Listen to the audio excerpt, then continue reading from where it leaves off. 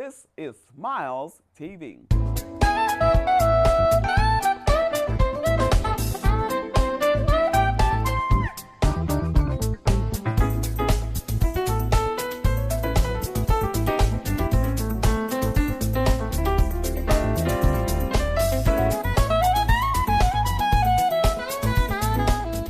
Welcome to Smiles Television Talk Show. I'm your host, Stephanie Anthony Miles, and thank you for tuning in again.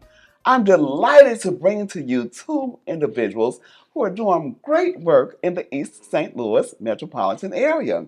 Mr. and Mrs. Kevin Green. Monique Green actually is a dear friend of mine, and we'll talk about that a little bit later.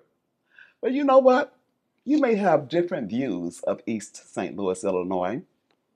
Some good, some maybe not so good, but guess what? Things are changing.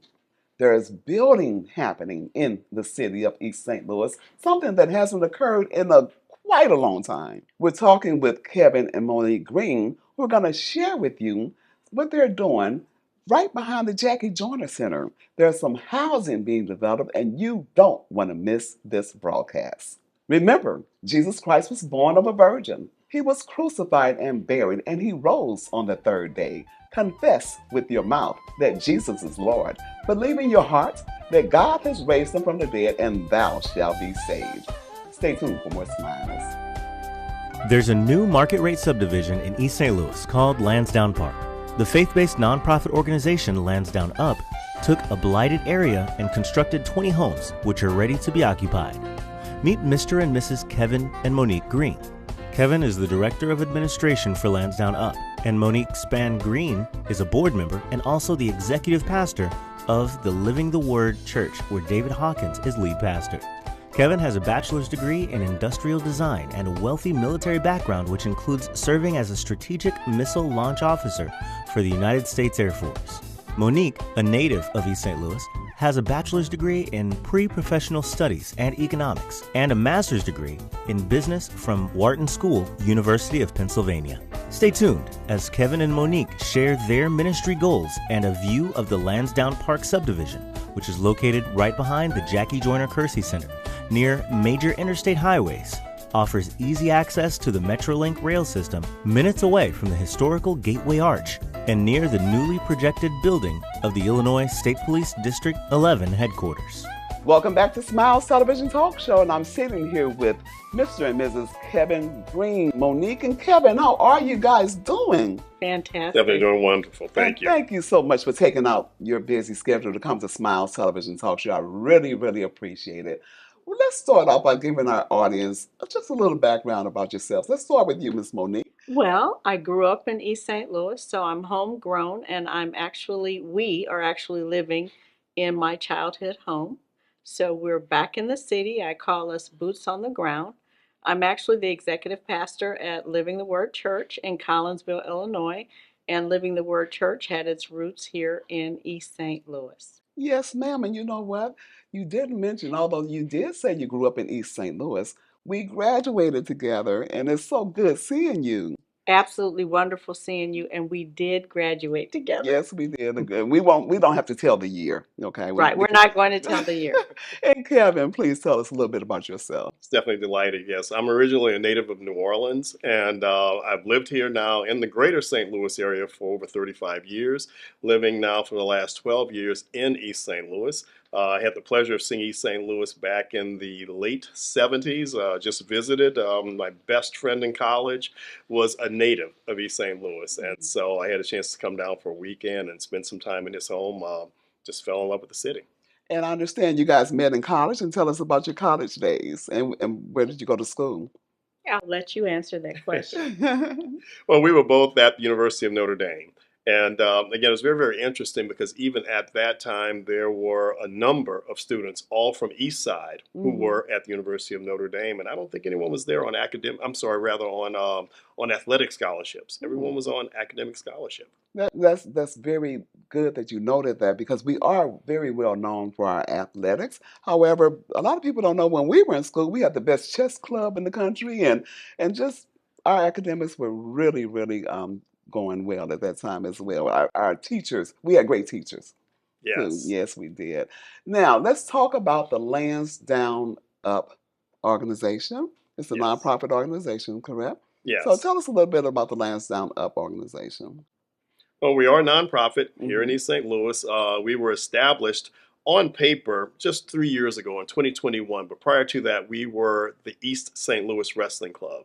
And I will say that the East St. Louis Wrestling Club is still in existence. We've just divested ourselves from it because we have adults, male adults that work for us. And East St. Louis Wrestling Club has the adult coaches, but then it really is geared towards children, male and female children. Okay, and Monique, tell us a little bit about how the ministry and the organization merged together. Well, the mission of Living the Word Church is to help people find healing, restart their fire in the Lord, and serve community. And since many of our attendees are from the East St. Louis area or East St. Louis, we serve community as a church. We get involved with backpack drives, food drives, clothing drives, uh, and whatever we feel we can do for the East St. Louis community, we do that as a church. Okay, I understand. So let's talk a little bit about the Lansdowne Park subdivision. And what are we to expect to see over there, or what can we see now? Okay, yeah, just to give you a little bit of a history too. Lansdowne Park was a park here in East St. Louis. It was almost an extension of Jones Park. There were lagoons running through Lansdowne Park. It was very, very nicely manicured and landscaped. And so the site where the Lansdowne Park homes or subdivision is actually built is on the old original Lansdowne Park. I see, I see. Okay. And that area used to be very heavily weeded, and there are a lot of illicit activities used to occur in that area. So you guys have kind of cleaned that up, huh? You're absolutely correct. Yes, the area really around the Jackie Joyner Kersey Center, that's really how Lansdowne Up came into view. Hmm. With the East St. Louis Wrestling Club, we had wrestlers, young men, young ladies who were from the community, and they had to walk past these areas where there were a few dilapidated houses, there were drug deals going down, there were overgrown lots and wooded lots. And so we started going in as an organization along with our wrestling coaches to try to clear up some of these lots. And we began to hire students during the summer, our wrestlers, so that they would have a connection still with their coaches outside of the wrestling season. And we began the process of cleaning up the neighborhood, basically one lot or one property at a time. I would like to add something to Please. that. The founder of the wrestling club was driven by God to come in and clean up the area and employ the young men in the neighborhood. So he heard Jackie Joyner's desire to give back to the community, and it moved him spiritually to join with Jackie to begin to do even more in the Lansdowne area. So as Kevin said, they began to clean up the lots, employ the young men and then the adult men in the neighborhood. So their vision is really from God. And Kevin, what is the mission of the organization? The vision is to spark a revival of people loving God, loving each other, and loving their neighborhood. Wow, I love that. Loving God, loving each other, and loving the neighborhood. Mhm. Yes, and then we absolutely need more of that in the East St. Louis community. And hopefully, like you said, this will spark some additional things to occur in our area. Yes. But you mentioned the wrestling club and who was on it, and the gentleman's name, if you will. Mark Mestemacher. March. Okay, Mr. Mestermarker, and I have trouble saying his name. That's why I wanted you to say it. So he had a vision, in essence, from God Yes. to do some things in our area. And Jackie is how involved do you think she might or might not be in the whole project? Well, in a sense, we're sister organizations. Okay. We are. We're partnering with the same goal in mind, really, to give back to the community, to improve the status of the community. So we do things hand in hand. I understand. Let's talk about the actual housing units there because there's a lot of conversation in the community. I won't say a lot, but there are some people who tend to think that the building of these new homes is just going to cause gentrification. First of all, let's talk about gentrification, what it is, and how this is not that. Gentrification historically, we have to go back to almost medieval times where the aristocracy would come in and they would buy up the peasants' land and then they'd move the peasants out. And so the gentry, the well-to-do, so to speak, would come in and say and do this, and it was called gentrification. So we look at it historically in the United States, and while it may have occurred through different ethnicities, we look at it in the African American community and we say, oh yeah, it's when you moved us, the majority race moved us from our downtown locations or our best locations, and the housing came in and it was so expensive, property taxes went up. It was just unaffordable, even though we were given the promise of if we move out, we can move back in. So that was gentrification. This is not gentrification in any way, shape, form, or fashion. Usually with gentrification on a large scale, that's when you have hundreds of housing units coming in, and they're all so overpriced that no one can move into the neighborhood. In this case, we've got 20 units. And we even look at the target market for these 20 units. You know, people say, well, how come the average East St. Louisan can't afford these And that was houses? going to be my question, because people are saying, well, who can afford them? We can't move in there. So go ahead and elaborate, if you will. And I asked the question, well, who's the average East St. Louisan? To me, the average East St. Louisan is the young man who finished high school, who decided to go into trades and become a plumber, who is now making over six figures and who says, I want to come back into this community. I want to invest in the community. I want to be closer to my family.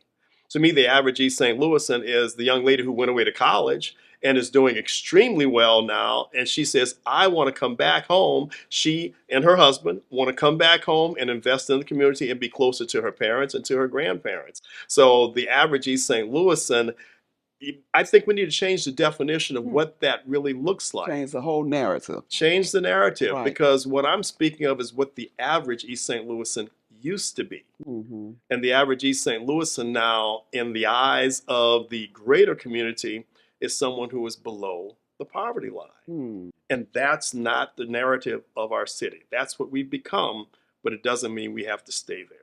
So what are you doing to attract those individuals to come back to the homes? Well, let's be very frank. I think, again, we're talking about 20 homes. And so we're looking for those individuals who say, I really want to invest in a city. They're not for everyone. We didn't build 2,000 homes thinking that 2,000 people would move back. But we built 20 homes. That's what we could afford as a nonprofit to do. And with these 20 homes, in a very real sense, you have to be a crusader that loves this city, that says, I want to make a difference, that I believe that this city could come back to being the city of champions, and not just in word only, but in actuality be a city of champions across the board, not just in athletics. That's right. Go ahead, Monique. And I think some other things are being done as well in terms of partnerships and what's happening in the area.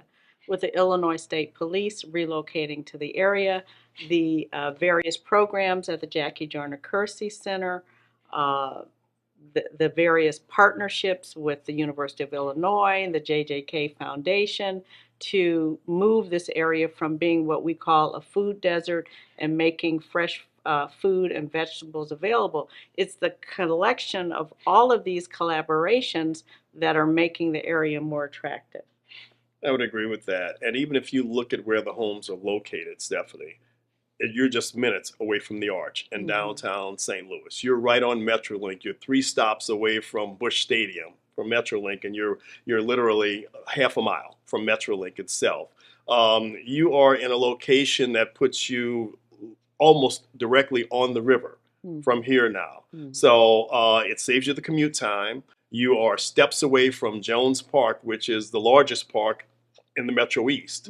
So there are some reasons that I think people would want to move back. But again, I think the biggest desire that people have is the fact that they're from East St. Louis and they say, I want to move back into East St. Louis, but I've had a problem trying to find the correct housing stock. I'd rather move farther east or even live in North St. Louis County, but now I have a reason to come back home. Wow. And this is just one of many things that you guys are working on. I understand you are involved with what's called the Rise Up Youth Program.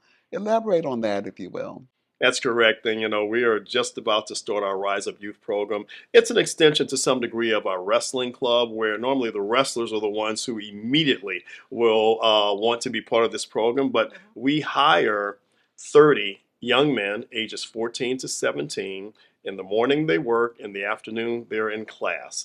And we pay them. We employ them. We want to teach them work ethic, but we also want to teach them ethics. We want to teach them manners. We want to teach them about finances and financial literacy. We want to teach them about the work environment. So we take them on field trips too, outside of East St. Louis, so that they're exposed to the possibilities. And we do this for an entire summer. We do this every single year. This year we had 68 applicants for 30 positions. Wow. Wow, that is excellent. So let's talk about the actual housing units. What do we see? Stephanie, if you were to drive into Lansdowne Park, you're immediately going to notice that the houses are spaced apart, because green space is very important.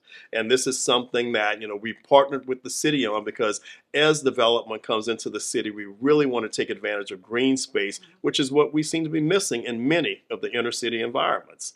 So you'll see that the houses are on lots that are at least a quarter of an acre. It's a cul-de-sac and a circle. We have Lansdowne Park cul-de-sac, Lansdowne Park Drive, and we have Jones Park Circle. We have 20 homes that are scattered within this subdivision itself. The homes are 1,604 square feet up to 1,800 plus square feet. I think it's 1,824 square feet. And you'll see that we have 2 different ranch-style homes. We also have a 2-story unit. Each home has 3 bedrooms and either 2 or 2.5 baths. Wow, I'm going to have to kind of check that out now. I don't know the price for me may be out of my range, but however, I do believe that there are going to be some who are interested in this. What kind of responses are you getting in terms of those who might want to move back?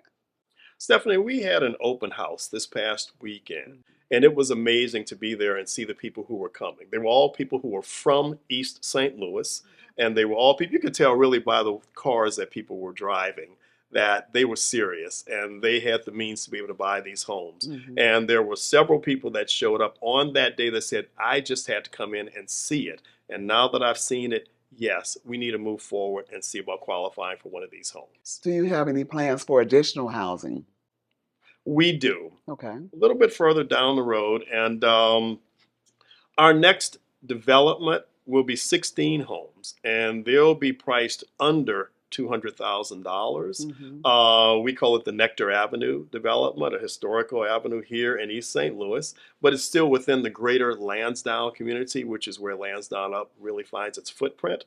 And these homes, again, will be under $200,000.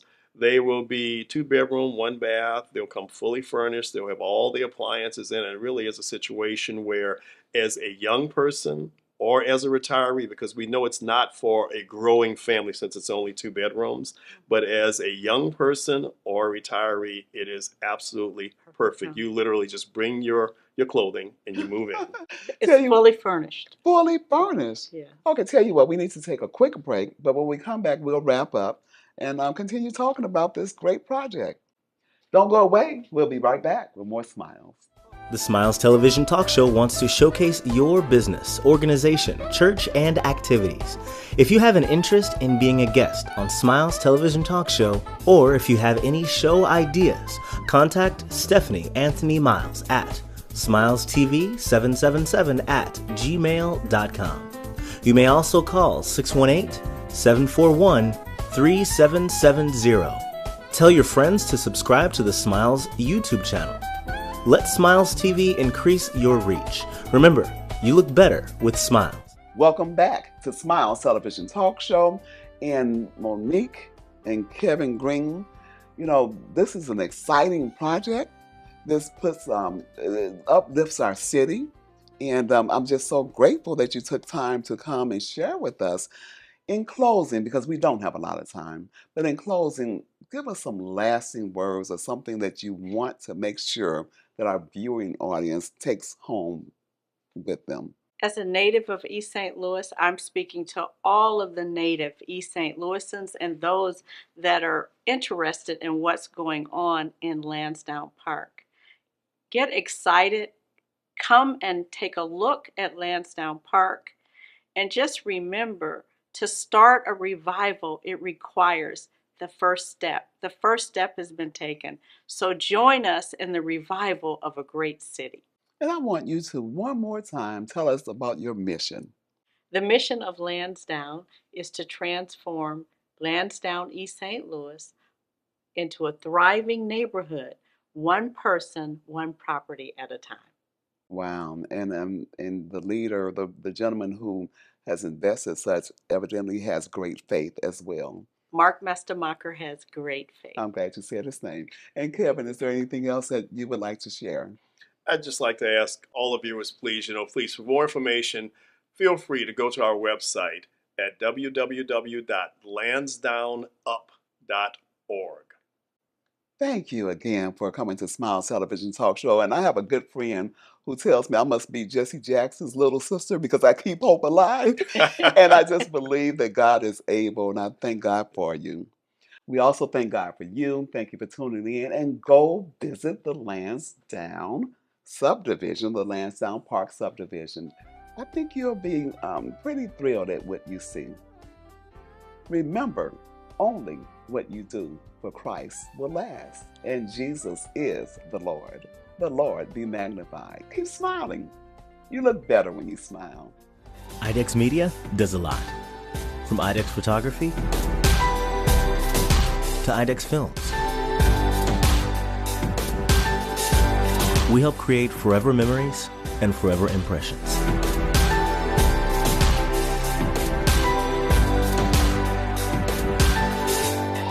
Image a nation, image a world. IDEX Media. Awesome sauce. Yeah, baby.